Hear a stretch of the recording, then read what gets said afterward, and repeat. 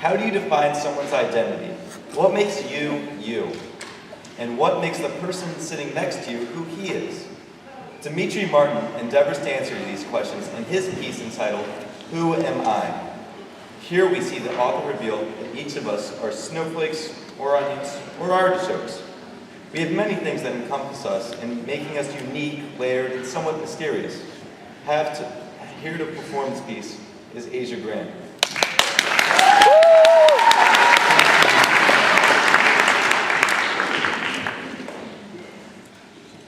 Who am I?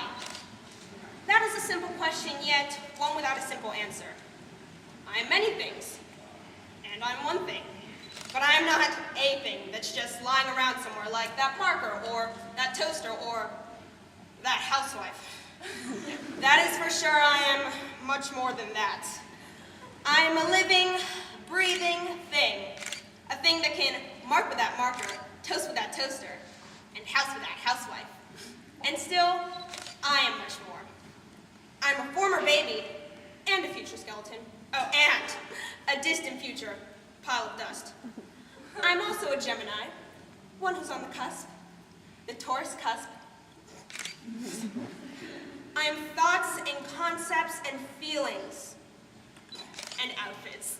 And I'm each of these all at once, unless I'm in the shower. Then I'm not outfits because that would be uncomfortable.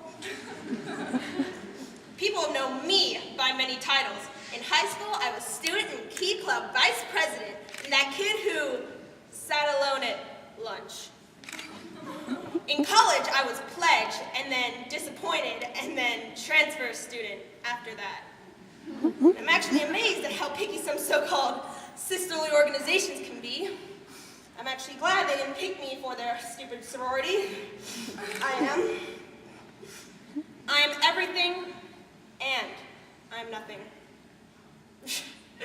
I'm just kidding, I'm not everything and nothing. That would be ridiculous. I'm just everything. People have called me many things like, hey you, and get out the way and look out! And then, sometime later, plaintiff. I am the silent majority. I am a loud minority. I'm friend. I'm foe. I'm faux show, what's up, y'all? I'm sorry about that. I was just talking to one of my race friends. A black one.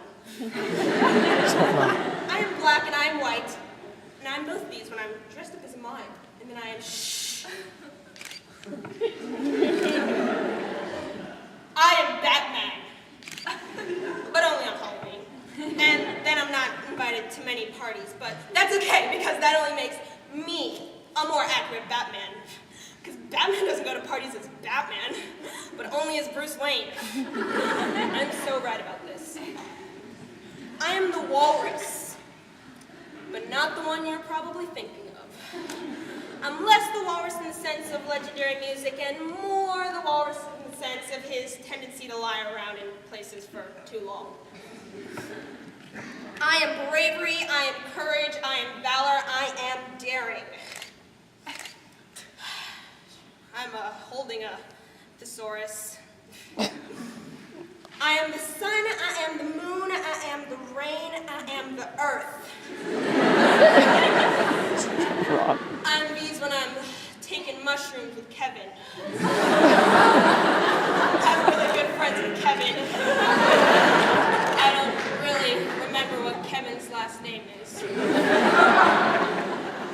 I'm sometimes referred to as, excuse me, in an annoyed tone of voice because apparently I'm in the way. Oh girl, I'm so sorry. I'm supposed to be some sort of mind reader, I guess. I'm moving out of the way now, as slowly as I possibly can. I'm doing this, and there is nothing you can do about it. I'm often the one they call you, but I am no more you than you. I am me. And yet, I am more me than you are me, or could ever be. I'm confused. neither here nor there. But there, no, a little to the left. Yeah, there, that's me, right there. I'm waving at you. I'm waving right at you now. I'm looking right at you.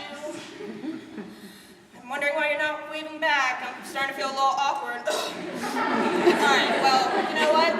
I'm just gonna go sit down then. Thank you.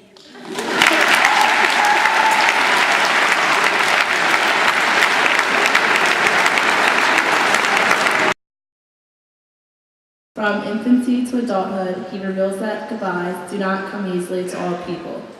What seems a simple gesture for many can actually be a painful, awkward, and completely unpleasant experience others might do anything to avoid. Here to present Martin's essay entitled Goodbyes is Senior Asia Grant.